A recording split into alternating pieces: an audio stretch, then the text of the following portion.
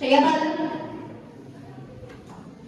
जी स्वामी, मुझे नींद आते ही यह गाना बजाना बंद कर देना। जी स्वामी, मैं अभी नींद आते ही यह गाना बजाना बंद करवा दूंगा। कुछ देर में वासुदेव को नींद आ जाती है। संगीत का मधुर स्वर लहरों में सब डूब जाते हैं। गाना रात में चलता रहा। अचानक वासुदेव को आग खुली और सभी को मस्ती में डूबे देखकर उन्हें भयंकर क्रोध आ गया। श्रेया बादल। जी स्वामी, अब तक ये गाना बंद क्यों नहीं हुआ? स्वामी, मैं इन मधुर संगीतों में इतना खो गया कि गाना बंद करवाना भूल गया। मैं मेरी आज्ञा का उल्लंघन किया, तुम्हारा इतना साहस? स्वामी, अपराध माफ कीजिए। मेरी आज्ञा का उल्लंघन करने वाले को सजा मिलती है। माफ कीजिए स्वामी। नहीं नहीं, हमारे यहाँ आंखों की स्थिति पर से सजा मिलती है। वो सेवक इधर आओ। प्रणाम महाराज। जी महाराज। इस संगीत गोपी कानों में गरम गरम शीशा डालो और इसे बताओ कि कर्ण के संगीत के चक्कर में स्वामी की आज्ञा का उल्लंघन करने की क्या सजा होती है? जी हुजूर। स्वामी स्वामी, माफ कीजिए। त्रिपद ठोकर मारकर गिरा देते हैं। शिवापालक के कानों में गर्मा गर्म शीशा डाल दिया जाता है और वह तड़प तड़प कर मर जाता है।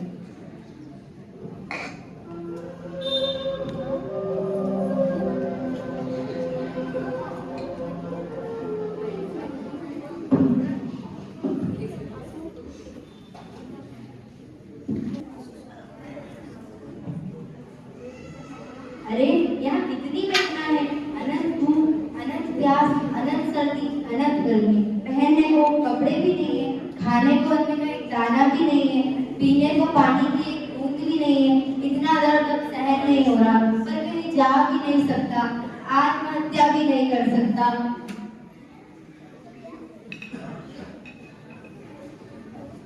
और रोते रोते थक जाता है।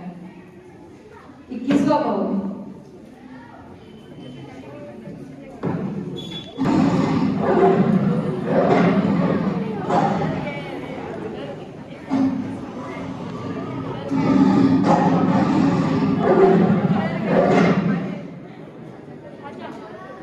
पुत्र का जन्म हुआ।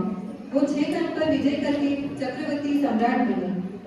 एक बार देवविंद चक्रवर्ती सम्राट अपने महारानी के तमाशे में बैठे थे, तभी उनको ख्याल आया। आज जीवन में इतना सुनना बंद क्यों है? इतना वैभव, इतनी समृद्धि, इतना बड़ा साम्राज्य है मेरे पास, फिर भी शांति नहीं है। अरे मैं भी विषय रूप में शांति की तलाश कर रहा हूँ। विषय रूप तो हमेशा अशांति पैदा करते हैं। समुद्र का खारा पानी को क्या नहीं बुझाई जा सकती, वैसे ही काम का सुख नहीं पाया जा सकता। आखिर सुख शांति कहाँ मिलेगी मुझे? सुख, अरे सुख तो अंतर की यात्रा में है। सुख भौतिकता में नहीं, अध्यात्म में है, वासना में नहीं, साधना में नहीं। तब प्रियमित्र चक्रवर्ती दीक्षा लेकर साधना सीखना चाहते हैं।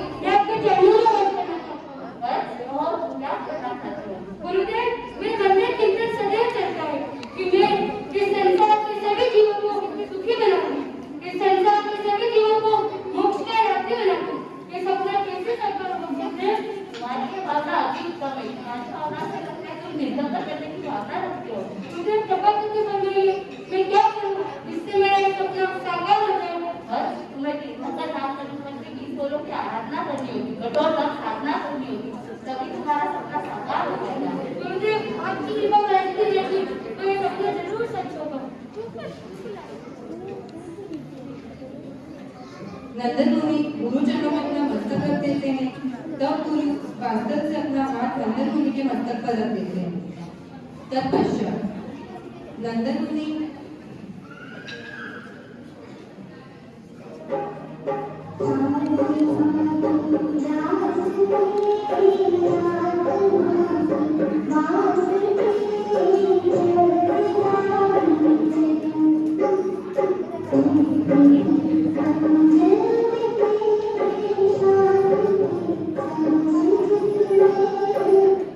नंदन मुनि तीर्थंकर बन के 20 फूलों की नियमित आराधना करते हुए तीर्थंकर नाम का वन करते हैं। 1 लाख वर्ष तक निर्दोष संयम जीवन का पालन करते हैं, जिससे 11,60,000 मास कमल की तपस्या करते हैं। 2600 पात्र 10वें देवलोक में जाते हैं।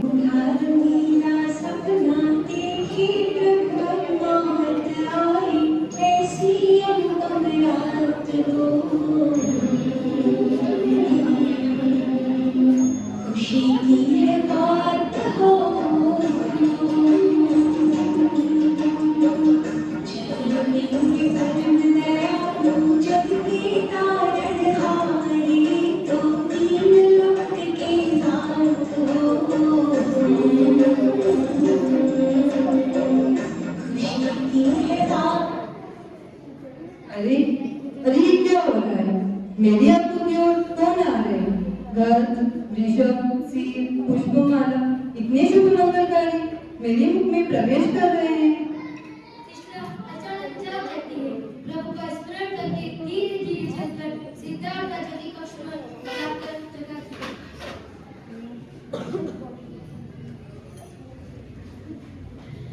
स्वामी उठिए स्वामी, स्वामी जागिए।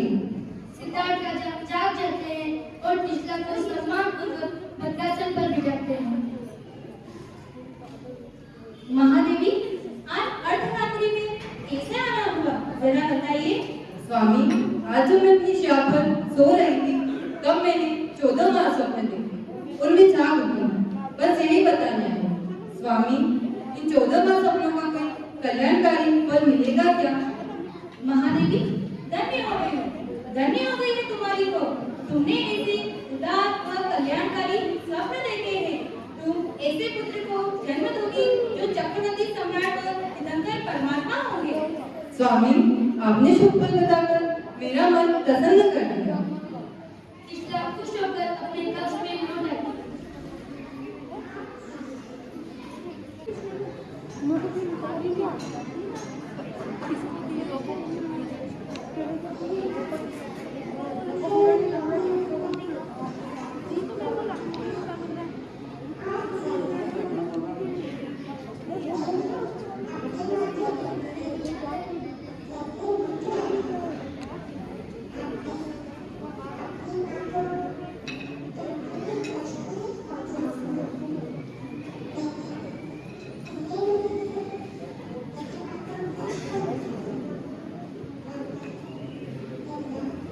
बालक हिलना डुलना बंद कर देता है।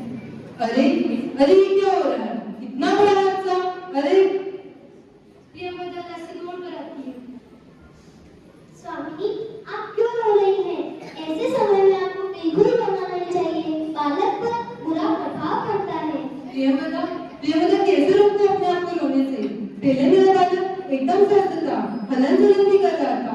अब तो ये एक ही जगह स्थिर हो गया है। कहीं मेरे बच्चे में कुछ अनर्थ तो नहीं? जोर जोर से रोती हुई।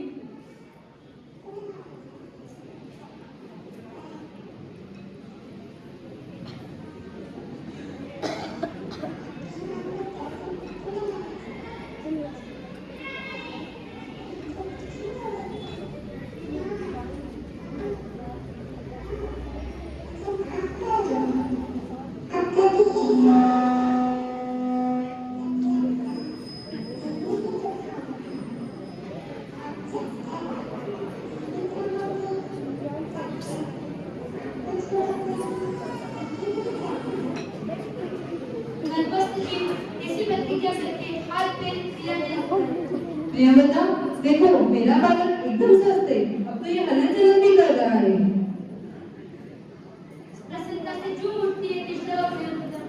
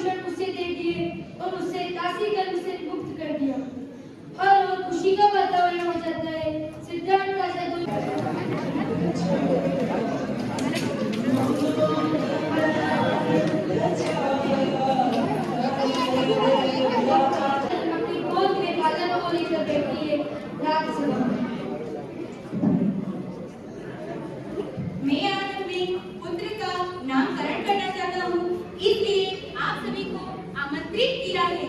कृष्णा रानी, बताइए अपने बालक का क्या नाम रखा है? राजन, आप भी बालक का नाम रखिए। ये बालक जब से कृष्णा देवी की कोख में आया है, तब से राज, सत्ता, धन, यश, वैभव, धन्यदान बढ़ता ही जा रहा है। इसलिए इस बालक का नाम वर्धमान रखा गया है।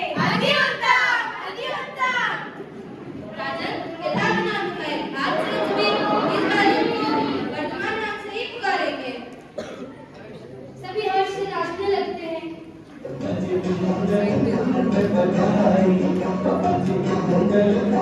बधाई